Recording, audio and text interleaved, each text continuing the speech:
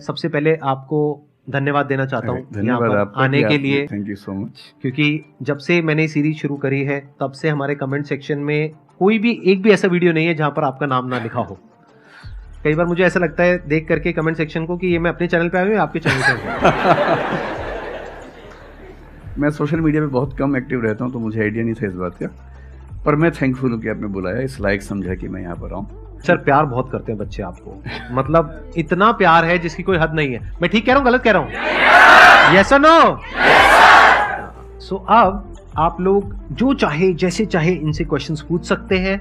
Sir life में जब भी कोई सिचुएशन आती है कि जिसमें दो रास्ते, एक प्रैक्टिकल और एक इमोशनल, तो बैलेंस आउट कैसे करना है? इमोशनल और प्रैक्टिकल में हमेशा विरोध नहीं होता है, कभी कभी साथ भी चल सकता है। और सिर्फ इमोशनल कुछ नहीं होता, सिर्फ प्रैक्टिकल कुछ नहीं होता, प्रपोर्शन का डिफरेंस होता है। जब इमोशंस आपके दिमाग पर बहुत हावी हों तो फैसला करने से बचना चाहिए, स्पेशली बड़ा फैसला। छोटा तो ठीक है कि आपके दोस्त ने कहा कि दोस्त नहीं एक फिल्म देखेगा मेरे साथ, आप इमोशनल हो जाके देख ली फिल्म, क्या हो गया, कोई नुकसान नहीं होगा। पर कोई ये कहे कि तो मुझसे प्यार नहीं करते, शादी नहीं कर सकते मुझसे और हमने शादी कर ली, ये ठीक नहीं है। सिर्फ इमोशंस में आके बहुत बड़ा फैसला मत कीजिएगा, चाहे वो करियर का हो, चाहे पार्टनर का हो, चाहे कोई भी फैसला हो। प्रैक्टिकल इतना नहीं हो जाना है कि आप मशीन, रोबोट या पत्थर बन जाएं। क्योंकि आप कितने भी सक्सेसफुल हो, यदि आप इमोशनली सक्सेसफुल नहीं है, इमोशनली स्टेबल नहीं है, इमोशनली वेलबींग के स्टेट में नहीं है, तो आपकी सक्सेस किसी काम की नहीं है, एकदम मीनिंगलेस है। So the success in totality needs emotional happiness, emotional stability as well. इसलिए इमोशंस को खारिज करके जिएंगे तो शायद कुछ अचीवमेंट्स बड़ी हो जाएं, पर वो किसी काम की नहीं है। केवल इमोशंस पे चलेंगे तो हो सकता है कि अचीवमेंट जिंदगी में ज्यादा हो ना पाए। तो बैलेंस की बात है। और सबसे अच्छा तरीका है, जब बहुत इमोशंस हो, इंटेंसिटी बहुत ज्यादा हो, सिर्फ एक तरीका मैं जो अपनाता हूं, उस क्षण में फैसला नहीं करना है। कुछ भी हो, कोई कितना भी प्रेशराइज करे, सिर्फ इतना बोलिए कि मैं 24 घंटे बाद बताऊंगा आपको, थोड़ा सोचूंगा इस बारे में। और यदि आपने उस मोमेंट से खुद को बाहर निकाल लिया तो फिर आप डिटैच होकर देख पाएंगे, और थोड़ा सा प्रैक्टिकल एलिमेंट भी रहे, इमोशनल एलिमेंट भी रहे, वो फैसले सबसे अच्छे रहेंगे लाइफ के लिए। मैं आपको एग्जांपल से बात समझाता हूँ। ऐसे लोग जो तैयारी कर रहे थे, अफेयर में थे, एक का सिलेक्शन हो गया, अब उसके सामने क्राइसिस ये है, स्पेशली किसी लड़की का हो गया, लड़के का नहीं हुआ। अब हमारी सोसाइटी में ना, लड़की ऊंचे पद पे हो, लड़का ना सफल हुआ हो तो बड़ा मुश्किल है सोसाइटी में, उनको शायद दिक्कत नहीं है। अब वो लड़की प्रैक्टिकल नहीं है कि मैं तुमसे शादी करूं, ये कह के अगर हट जाती है और शादी करती है किसी ऐसे व्यक्ति से जो बहुत सफल है। I know many such people personally, मैं नाम नहीं बोल सकता किसी का। मैंने जनरली पाया है कि वो लोग लाइफ में बहुत फ्रस्ट्रेशन में रहे बाद में, क्योंकि सफलता के नाम पर, प्रैक्टिकल होने के नाम पे ऐसे व्यक्ति को चुना जिसके साथ वो रह नहीं सकते ठीक से। और मैं ऐसे कई लोगों को जानता हूं जो IAS बने, IPS बने, जिनको करोड़ों रुपए के दहेज के ऑफर्स आए, साफ ठुकरा के कहा कि मैं जिंदगी एक ही व्यक्ति के साथ गुजार सकता हूं जो मेरे साथ है, और हैं, बहुत खुश हैं। अब कोई कह सकता है उनके परिवार में कि इसने प्रैक्टिकल फैसला नहीं किया, इमोशनल फैसला किया, पर अल्टीमेटली किसी चीज की वैल्यू क्या है? आपकी लाइफ बेहतर हो। यूट्यूब पे जिसके 1 लाख भी सब्सक्राइबर्स होते हैं वो मोनेटाइज करता है, 1 लाख क्या जब मिनिमम हो सकता है, खूब पैसा कमाते हैं, ब्रांड प्रमोशन करते हैं, साबुन तेल बेचते हैं बीच बीच में। आपका चैनल तो शायद देश में सबसे बड़ा चैनल है, आप चाहें तो कितना नहीं कमा लेंगे। मुझे कुछ दिन पहले एक एजेंसी के लोग मिले जिन्होंने बताया कि इनकी जैसी ख्याति है उस लेवल पर महीने में कोई 5-10 करोड़ भी कमाना चाहे तो कमा सकता है आराम से इस यूट्यूब चैनल से। तो मैंने पूछा कि वो कौन सी चीज है जो आपको इतना मजबूत बनाती है कि आप नहीं इस रास्ते पर जाते? मैं वो जानने में इंटरेस्टेड हूँ। तो 10 मिनट की बात के बाद मैं समझ में आ गया, क्योंकि अल्टीमेटली अगर मैं अपनी वैल्यू के खिलाफ चला गया तो खुश कैसे हो जाऊंगा? पैसा मुझे कैसे खुशी देगा जब मैं ही नहीं रहा, तो खुशी किस बात की? इसलिए इतना प्रैक्टिकल मत होना कि अपनी माँ के, पिता के, भाई बहन, दोस्त, जो प्रेमी प्रेमिका है, उनके इमोशंस के साथ खेलने लगो। इतना प्रैक्टिकल कभी मत होना, इतना इमोशनल मत होना कोई आपको बेवकूफ़ बना सके, बात बात पर बेवकूफ़ बनाता रहे। और बैलेंस जिंदगी जो है ना, वो मध्य मार्ग में है, जिंदगी एक्सट्रीम पे नहीं है, मध्य में है। तो प्रैक्टिकल और इमोशन का बैलेंस रखिए, लाइफ बढ़िया होगी।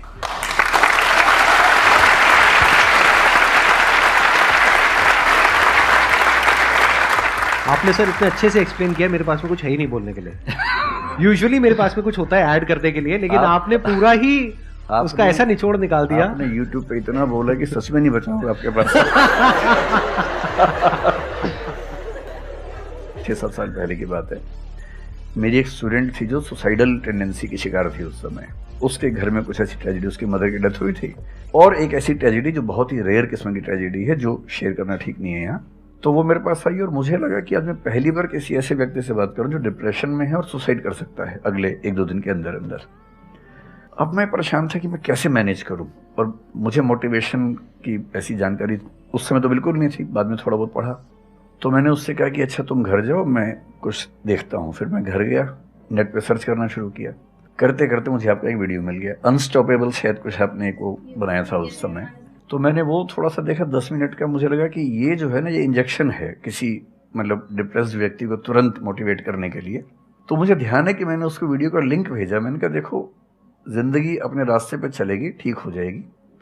जब जब मूड ऐसा हो, बहुत डिप्रेसिंग हो, सुसाइडल मन करे, उस समय वीडियो देखना ध्यान से, और कम से कम उस बुरे फेज से बाहर निकल जाओगी। और फिर मैंने वो वीडियो अपने फैमिली में भी 2-3 बच्चों को भेजा, जो बच्चे उस क्राइसिस में होते थे।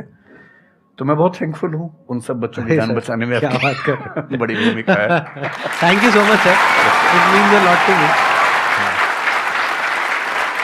ये तो आपने बहुत बड़ी बात कह दी सर, मेरे लिए बहुत बड़ी बात है। नहीं, कई बच्चों की जान बचाई होगी आपने जरूर। जो वो एक मोमेंट होता है, उस मोमेंट में कोई बचा ले तो लोग बच जाते हैं, वो मोमेंट क्रॉस हो जाए तो फिर चीजें बिगड़ जाती हैं। हेलो सर, नमस्ते। नमस्ते सर, बोथ ऑफ यू, मैं हमेशा से आप दोनों की बहुत फैन रही हूँ।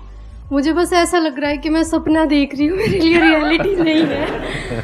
मुझे बस आपसे ये जानना, मैं हर मतलब एवरी डे 8 से 10 आवर में पढ़ाई करती हूँ, बट मुझे कभी कभी बहुत डिमोटिवेशन आ जाता है कि होगा नहीं होगा, क्या होगा पता नहीं। देखिए, डिमोटिवेशन अगर आपको दिन भर में 1 घंटे आता है। नहीं सर, ऑलमोस्ट टाइम पढ़ाई करने के बाद 2-3-4 दिन के बाद ही होता है। हाँ, कंटिन्यूअसली अगर महीने में 4-5 बार आता है और 1-1 दिन के लिए आता है, तो इसका मतलब आप एकदम ठीक हैं। अगर कोई व्यक्ति आपको ये कहे कि मुझे डिमोटिवेशन कभी नहीं होता, तो उसको इलाज की जरूरत है। आपको जरूरत नहीं है, क्योंकि जब आप अपने से बेहतर व्यक्ति को देखेंगे, आपको थोड़ा सा इंफीरियरिटी कॉम्प्लेक्स आएगा, डिमोटिवेशन आएगा। जब आप अपने से कमज़ोर को देखेंगे, आपको सुपीरियरिटी कॉम्प्लेक्स आएगा, थोड़ा सा मोटिवेशन ज़्यादा हो जाएगा। जिस दिन टारगेट पूरा हो जाएगा, मोटिवेशन आ जाएगा। जिस दिन टारगेट पूरा नहीं होगा, डिमोटिवेशन आएगा। जिस दिन टेस्ट में आपके मार्क्स अच्छे आएंगे, आप मोटिवेशन के साथ लौटेंगे। जिस दिन खराब आएंगे, डिमोटिवेशन होगा। लेकिन ध्यान रखिए, जिस दिन आप मोटिवेटेड हैं, उस दिन आप वजह बन गए कईयों के डिमोटिवेशन की। लगातार मोटिवेटेड होना एक मेंटल इलनेस की निशानी है, और लगातार डीमोटिवेटेड होना डिप्रेशन की निशानी है। इन दोनों से बचना है। तो डीमोटिवेशन की बहुत हाइप है, इतनी हाइप की ज़रूरत नहीं है। थोड़ा बहुत हो, एंजॉय कीजिए उसको। और जब जब लगे कि ज़िंदगी बहुत ख़राब चल रही है, तो मैं जो करता हूँ, अजीब सा लगेगा आपको, मैं कभी कभी शमशान घाट चला जाता हूँ। सच कह रहा हूँ, ये सुनी है आपने वीडियोस में भी कहा है। सच में चला जाता हूँ, या ट्रॉमा सेंटर चला जाता हूँ देखने के लिए। ट्रॉमा सेंटर में जाके 1 घंटा बैठ के आ जाइए, मोटिवेशन आ जाएगा। और शमशान घाट में जाके देख लीजिए कि हम जैसे हमसे कम उम्र के लोग वहाँ जल रहे होते हैं, तो लगता है हम जिंदा तो हैं। अगर मैं थोड़ा सा कॉग्निटिव लेवल पर बात करूँ, एक बहुत बड़ा साइकोलॉजिस्ट हुआ, उसका नाम है ब्रेंटानो, कभी सर्च कीजिएगा उसको। ब्रेंटानो ने ह्यूमन कॉन्शियसनेस को स्टडी किया, और उसने ये बताया कि ह्यूमन कॉन्शियसनेस की बेसिक नेचर है कि जो हमारे पास है वो हमें नज़र नहीं आता, जो नहीं है वो नज़र आता है। तो the consciousness of lacking something is the nature of human consciousness. इसलिए इसी बात को एक शेर में, बहुत प्रसिद्ध शेर में कहा गया है, दुनिया जिसे कहते हैं जादू का खिलौना है, मिल गया सो मिट्टी है, नहीं मिला वो सोना है।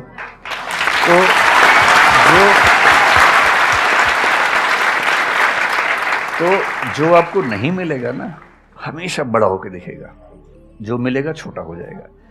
तो ईमानदारी इसमें है कि जब जब डिमोटिवेशन और डिप्रेशन हो, एक कागज लेके बैठ जाइए और एक तरफ लिखिए, मेरी ज़िंदगी में ऐसा क्या क्या है जो दूसरों के पास नहीं है। पेज भर जाएगा पूरा। तो जो है उस पर ध्यान दीजिए और एंजॉय कीजिए। मेरा क्वेश्चन है कि आजकल बहुत लोग बोलते हैं कि एजुकेशन सिस्टम हमारा पुराना हो गया है, और बहुत लोग बोलते हैं कि इसे चेंज करना चाहिए, और ये सारी चीज़ें बहुत पुरानी हो रही है जो हम अभी करंटली पढ़ रहे हैं। तो इस पे आपका ओपिनियन क्या है? एजुकेशन सिस्टम में तो बहुत मेजर चेंजेस की ज़रूरत है। और ये बात भारत सरकार ने एक्सेप्ट भी की है, नई पॉलिसी भी लेके आए हैं। मतलब मुझे लगता है कि कई लेवल्स पे देखना है। सबसे पहले तो ये डिफाइन करना ज़रूरी है कि एजुकेशन का पर्पज़ है क्या। क्या पर्पज़ केवल नौकरी लेना है, एक जॉब मिल जाए, वही पर्पज़ है? मैं उससे एग्री नहीं करता हूँ। मेरी राय में एजुकेशन का बेसिक पर्पज़ है कि एक होमो सेपियंस एक इंसान बन जाए, सोचना आ जाए, उसको समझना आ जाए। कोई राजनेता या धर्मगुरु उसको गधा ना बना सके, बेवकूफ़ ना बना सके। उसे इतनी समझ हो कि वो चीज़ों को फैक्चुअली, ऑब्जेक्टिवली समझ सके, तर्क कर सके, बहस कर सके, और अगर तर्क और बहस में सामने के तर्क ठीक हैं तो उनको एक्सेप्ट भी कर सके, इतना विनम्र भी रहे। बेसिकली पर्सनैलिटी ग्रूमिंग का प्रोसेस एजुकेशन है, वो केवल नौकरी का मामला नहीं है। पहली गलती तब होती है जब हम उसको केवल नौकरी का मामला मान लेते हैं। मतलब नौकरी ज़रूरी है, ऐसा नहीं कि ज़रूरी नहीं है, लेकिन वो सिर्फ वो उसका पर्पज़ नहीं होना चाहिए। सेकेंडली, कई ऐसी चीज़ें, जैसे अगर बहुत विस्तार में तो भी नहीं जा सकते, जैसे एक बहुत छोटी बात है सेक्स एजुकेशन हमारी सोसाइटी में। ये इतनी ज़रूरी चीज़ है। स्कूल में जो एडोलेसेंस की एज के लोग हैं, 12, 13, 14 की एज के लोग हैं, उनको वो सब चीज़ें बताएं ताकि गलत सोर्सेज से इंफॉर्मेशन ना मिले, कोई गलती ना कर बैठें। हेल्थ एजुकेशन के रूप में हो, उनको सारी चीज़ें पता हों, ठीक हाथों से पता हो, ठीक तरीके से पता हों। फिर मेरा ख्याल है कि जैसे IITs में अब तो होने लगा है, पहले क्या था कि हम टेक्नोलॉजी सेंट्रिक एजुकेशन पर ज़्यादा फोकस करते थे कि आपने मशीन को समझ लिया, तकनीक को समझ लिया, हो गया, इंसान को नहीं समझा। टेक्नोलॉजी पढ़ने वाले लोग समाज और इंसान से एकदम कटे हुए थे। अब तो ह्यूमैनिटीज़ के कुछ सब्जेक्ट्स पढ़ाने की परंपरा शुरू हो गई है। एक होलिस्टिक एजुकेशन हो। ह्यूमैनिटीज़ वाला बच्चा केवल हिस्ट्री, पॉलिटिकल साइंस, सोशियोलॉजी पढ़ता है, उसको कोडिंग का सी भी नहीं आता, टेक्नोलॉजी बिल्कुल नहीं आती उसको MS एक्सेल भी नहीं पता क्या होता है। टेक्नोलॉजी वाला सिर्फ टेक्नोलॉजी पढ़ता है, वो ह्यूमन ब्रेन को नहीं पढ़ना चाह रहा, सोसाइटी को नहीं पढ़ना चाह रहा। क्यों नहीं एक ऐसी शिक्षा हो जिसमें एक इंटीग्रेटेड अप्रोच हो, होलिस्टिक अप्रोच हो, कि हम खुद तय कर सके कि किस किस एरिया में हमें ज़्यादा जाना है और एक बेसिक अंडरस्टैंडिंग हर चीज़ की हो। तो बेसिक 3 फार्मूले माने जाते हैं। एक यूनिवर्सलाइजेशन ऑफ प्राइमरी एजुकेशन है कि 10वीं क्लास तक की शिक्षा हर बच्चे को मिले, ठीक से मिले। वोकेशनलाइजेशन ऑफ सेकेंडरी एजुकेशन, यानी 11वीं 12वीं की पढ़ाई का पर्पज़ है कि बच्चा ये समझ पाए कि उसको ज़िंदगी में आगे कहाँ जाना है। और फिर जो हायर एजुकेशन है वो सबको करने की ज़रूरत नहीं होनी चाहिए, वो शौक पूरा करने के लिए नहीं है, वो शादी का वेटिंग रूम नहीं है, वो उसके लिए है जिसको सच में आगे पढ़ना है, वो उतना पढ़े, सब्जेक्ट चूज़ करे और फिर उसमें गहराई से रिसर्च करे ताकि डेवलपमेंट के रास्ते पर अब बढ़ें। हम एजुकेशन के मामले में बहुत बुरी स्थिति में हैं। मैं तो जिस उम्र में हूँ, मेरा अब तो पर्पज़ भी ये बन गया है कि अब मैं उसी पे कुछ काम करूं। एक यूनिवर्सिटी शुरू करने की योजना मेरे मन में है, इनसे मैंने शेयर भी किया था। और मैं जिस तरह का विश्वविद्यालय सोचता हूं, वो नौकरी देने के पीछे पागल नहीं होगा, वो होमो सेपियंस को कायदे का इंसान बनाने की कोशिश करेगा। नौकरी तो उसका एक पार्ट है। मतलब आप जितने भी सफल लोगों को देखेंगे जनरली, जैसे मैंने इन्हीं से पूछा, ये जिस फील्ड में सफल हैं, इनका जो करियर है, अगर मैं इसको छोड़ भी दूं तो अदरवाइज भी जो इनका करियर है वो उस विषय से जुड़ा हुआ नहीं है जो इन्होंने पढ़ा है ग्रेजुएशन में। मेरा भी नहीं है, आमतौर पे किसी का भी नहीं है। 90% लोगों को मैं देखता हूँ जो सक्सेसफुल हैं, उनके ग्रेजुएशन के सब्जेक्ट में और लाइफ की फील्ड में कोई लिंक नहीं है।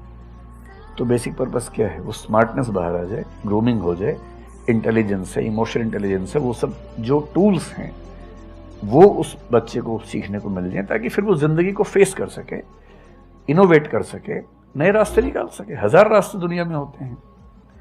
तो सच बात है कि काफ़ी चेंजेस की ज़रूरत है और आप और हम मिलकर करेंगे चेंजेस। एजुकेशन वाइज अगर देखा जाए तो मैंने बहुत ज़्यादा कुछ नहीं किया है अपनी लाइफ में, बट मेरे स्टैंड पॉइंट से अगर आप देखोगे कि एजुकेशन क्या है, तो एजुकेशन का सबसे बड़ा गोल ये है कि एक इंसान का दिमाग खुले, बजाय कि उसका दिमाग इतना नैरो डाउन हो जाए कि उसको लगे कि बस यही अगर हो गया तो सक्सेस है, ये नहीं हुआ तो फेलियर है। आप अनगिनत तरीकों से अपने गोल को, अपने पर्पस को, या जो भी आप करना चाहते हो उसको अचीव कर सकते हो। एजुकेशन का सबसे बड़ा गोल ये होना चाहिए, और वही मेरी कोशिश है अपने इन सेशंस के थ्रू करने की, कि एक इंसान का दिमाग खुल जाए, उसके दिमाग में एक पॉसिबिलिटी माइंडसेट आ जाए, ना कि एक लिमिटेड माइंडसेट हो कि बस ये हो गया तो बहुत है। अब प्रॉब्लम क्या है, ये जो लिमिटेड माइंडसेट है ये बहुत लोगों का है, करोड़ों लोगों का है, तो वहां पे कंपटीशन भी बहुत है। पॉसिबिलिटी माइंडसेट जबकि देखा जाए तो ज्यादा इंटरेस्टिंग है, लेकिन बहुत कम लोगों का है और वहां पे कंपटीशन कम है। और पॉसिबिलिटी माइंडसेट क्या होता है कि कोई भी काम अगर मैं कर रहा हूं, अगर वो नहीं हुआ तो इसका मतलब ये नहीं है कि मैं फेल हो गया, इसका मतलब ये है कि मैं क्रैक नहीं कर पाया। There has to be a way. ये एजुकेशन काम अगर कर दे तो रियल एजुकेशन हो गई हमारी। मतलब एक इंसान को, हाँ सॉरी, थॉमस एडिसन बल्ब के आविष्कार में लगा हुआ था, हाँ जी, 1000 बार फेल हुआ। तो किसी ने उससे पूछा कि यार तुम बार बार करते होता तो है नहीं तुमसे, क्यों कर रहे हो? तो उसने पता है क्या कहा, हर फेलियर के बाद मैं ये जानता हूं कि बल्ब इस तरीके से भी नहीं बन सकता, और अब मैं 1000 तरीके जानता हूं कि इन तरीकों से नहीं बनेगा, और उसके बाद वो तरीका ईजाद हुआ जिससे बना।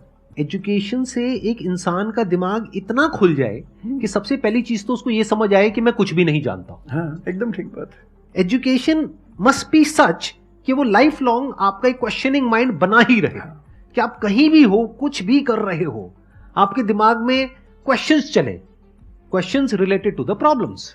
जो भी आप काम कर रहे हो वो क्या है, अल्टीमेटली प्रॉब्लम सॉल्विंग है, तभी उस काम में वैल्यू है। अगर किसी की कोई प्रॉब्लम ही नहीं सॉल्व कर रहे हो तो उसमें वैल्यू कहां ऐड हो रही है, और वैल्यू नहीं ऐड होगी तो आपको पैसा कैसे मिलेगा, फिर चाहे जॉब हो चाहे बिजनेस हो। सो द आइडिया इज कि आपका दिमाग ये चलना चाहिए, अच्छा ये प्रॉब्लम है ना, पहले तो मुझे नहीं पता है कि इसको सॉल्व कैसे करना है, क्योंकि अगर आपको पहले से ही पता है तो आपको वही पता है जिस तरह से वो प्रॉब्लम सॉल्व होती आई है। That may not be relevant in today's context, but still आप उसको उसी तरह से सॉल्व करोगे जिस तरह से सब कर रहे हैं। वहां पर कंपटीशन है, फिर आप कहोगे कि कुछ हो नहीं रहा है। सो द आइडिया इज कि पहले तो ये प्रॉब्लम है जो मुझे अच्छे से समझ आई, मैंने इस पे फोकस किया, अब इसको सॉल्व करने के इन्फिनिट तरीके हैं, एक रास्ता नहीं है, बहुत सारे रास्ते हैं, मुझे पता नहीं है। This is the goal of education, कि मुझे नहीं पता है लेकिन पता किया जा सकता है। This is another goal of education. उसमें से कुछ तरीके काम करते हैं, कुछ नहीं करते हैं, यह भी हमको क्लियरली पता होना चाहिए। मतलब your personality must be dynamic, it must not be static. जैसे मैंने देखा है बहुत लोगों को जो मुझे मिलते हैं, कुछ लोग हैं उसमें से जो, जैसे मैं सर से मिला अभी ऑफ कैमरा, हम लोग बैठे हुए थे, डिस्कशन कर रहे थे, तो it was a great experience sir, आपके साथ में बैठ करके जिस तरह से, जिस ठहराव से सर बात कर रहे थे, जिस तरह से चीजों को सुन रहे थे, समझ रहे थे, और मैं क्वेश्चंस पूछ रहा था, ये मेरे से क्वेश्चंस पूछ रहे थे, तो there was a conversation which was going on.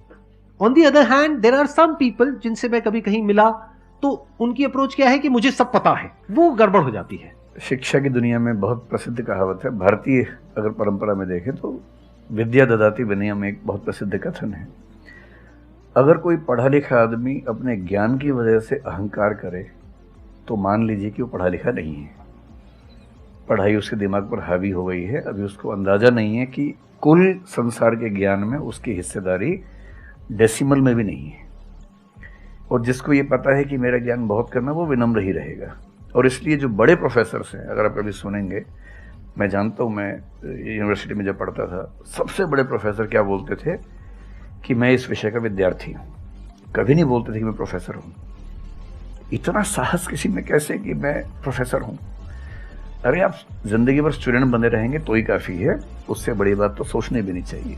बहुत बड़ी बात है।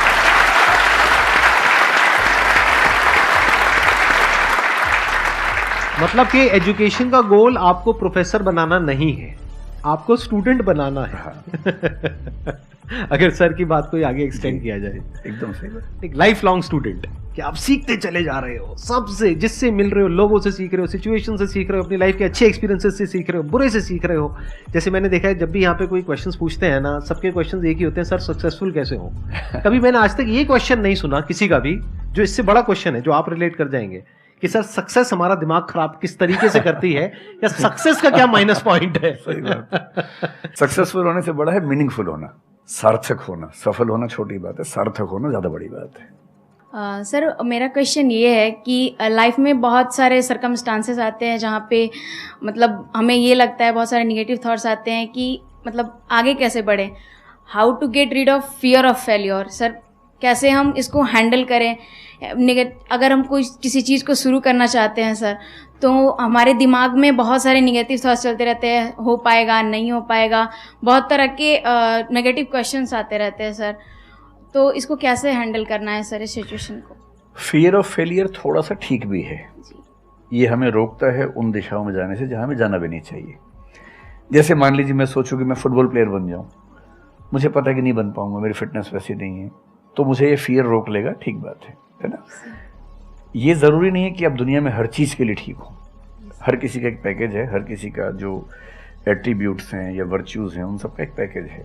We can be good at few things, we can be best at maybe one thing, we can not be best at everything. तो ये बहुत ज़रूरी है कि अपने एप्टीट्यूड को देख के हम सिलेक्शन करें कि हमें कहाँ जाना चाहिए। ठीक है, अगर सिलेक्शन कर लिया है तो फिर फियर ऑफ फेलियर होने की वजह ये है कि या तो आप जो कंपटीशन है उस पर ज़्यादा फोकस कर रहे हैं, अपनी स्ट्रेंथ पे कम फोकस कर रहे हैं। मेरे ख्याल से स्ट्रेंथ पे फोकस करना, कुछ अच्छे लोगों की कंपनी में रहना जो थोड़ा सा मोटिवेट करते हों, अच्छे दोस्त हों, लगातार मनहूस टाइप की बात ना करते हों, ऐसे लोगों के साथ रहना, कुछ रिक्रिएशनल एक्टिविटीज़ उससे बाहर निकल के थोड़ा खेलना कूदना, मतलब फिजिकली फिट रहना, वो सब रहेगा तो हार्मोन्स जो हमारे दिमाग में आते हैं उससे, फिजिकल एक्टिविटी से, जो एंडोर्फिन्स वगैरह हैं, हैप्पी हार्मोन्स हैं, डोपामाइन वगैरह है, वो रिलीज होते रहें तो हम वैसे भी बहुत फियर से बचे रहते हैं। और अंत में मेरा तरीका ये है कि अगर मैं कुछ नहीं करूँगा तो फेल होना तय है, करूँगा तो चांस है कि फेल होऊंगा या पास हो जाऊँगा, तो नहीं करने में तो तय है कि फेल हो गया, तो क्यों नहीं चांस ले लेते हैं। और एक जगह फेल होऊंगा तो तय मान के चलिए कि दूसरी जगह मेरे फेल होने के चांस कम होगा, क्योंकि मुझे एक एक्सपीरियंस है प्रयास करने का और फेल होने का, और वो एक्सपीरियंस किसी ना किसी क्वांटिटी में हर फील्ड में काम आता है, मैच्योरिटी आपके अंदर आती है। और मैं एक शेर अक्सर यूज़ करता हूँ, बहुत बहुत प्रिय शेर मुझे है, और मुझे सच में लगता है कि ज़िंदगी को जीना बहुत आसान काम है, मुश्किल काम नहीं है। असली बात है कि आप प्रयोग करें, कोशिश करें, और हार जाएं तो दूसरी कोशिश करें। और मैं इसीलिए एक लाइन हमेशा बोलता हूँ, क्यों डरे ज़िंदगी में क्या होगा, कुछ ना होगा तो तजुर्बा होगा।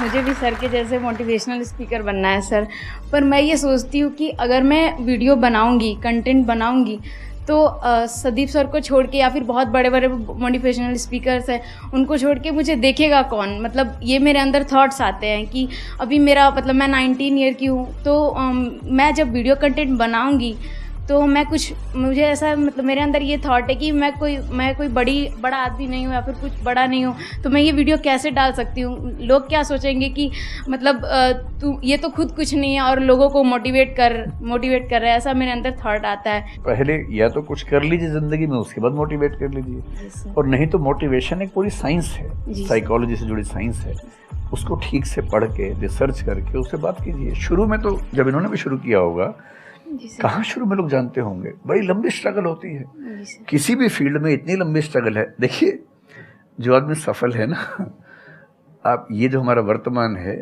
ये ऐसे ही नहीं बन गया है। हर सफल आदमी का एक बहुत लंबा अतीत होता है जिस पर नज़र किसी की नहीं होती है। और बशीर बद्र ने एक बड़ी गहरी बात कही थी, ये फूल मुझे कोई विरासत में मिले हैं, तुमने मेरा कांटों भरा बिस्तर नहीं देखा।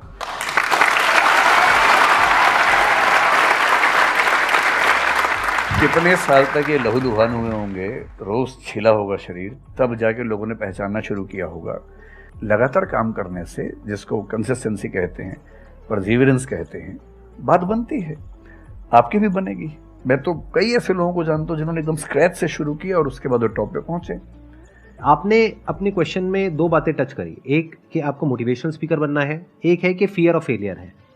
एक तो ये फियर ऑफ फेलियर को हटाइए, अगर आपको मोटिवेशनल स्पीकर बनना है तो अपने माइंडसेट को रखिए एक्सपेरिमेंटल माइंडसेट। आप ये समझिए life is like an experiment. एक साइंटिस्ट का माइंड कैसा होता है, वो ये थोड़ी ना सोचता है कि मैंने ये एक्सपेरिमेंट किया, ये फेल हो गया तो क्या होगा। उसको पता है failure is the part of success. जब तक 20-30 बार, 50 बार, 100 बार कोई एक्सपेरिमेंट फेल नहीं हुआ, इसका मतलब वो कुछ नया ट्राई नहीं कर रहा, इसका मतलब वो तो रिपीट कर रहा है। जैसे स्कूल में बच्चे करते हैं लेबोरेटरी में, कि बुक में देखा बस उसको कॉपी किया, तो दोनों में फर्क हो गया ना। एक है कुछ नया डिस्कवर करना, कुछ नया क्रिएट करना, एक है जो क्रिएट हो चुका है उसको रिपीट करना। तो you are talking about becoming a motivational speaker. तो अगर आप मेरे जैसे बनेंगे तो कोई क्यों देखेगा आपको, आपको तो अपने जैसा बनना पड़ेगा ना। तो अब उसमें क्या करना पड़ेगा, अब आपको क्या पता कि आपके अंदर ऐसा क्या है जिसको लोग देखना चाहें।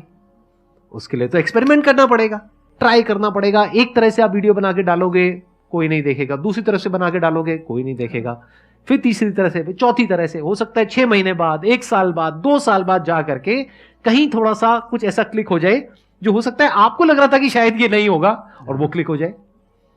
बट ये सब होता उसी के साथ में जो कुछ कर रहा होता है, जो कुछ ट्राई करता है। जैसे ट्राई करोगे तो हो सकता है हो जाए, नहीं करोगे तो पक्का है नहीं होगा, जैसा अभी सर ने थोड़ी देर पहले कहा था।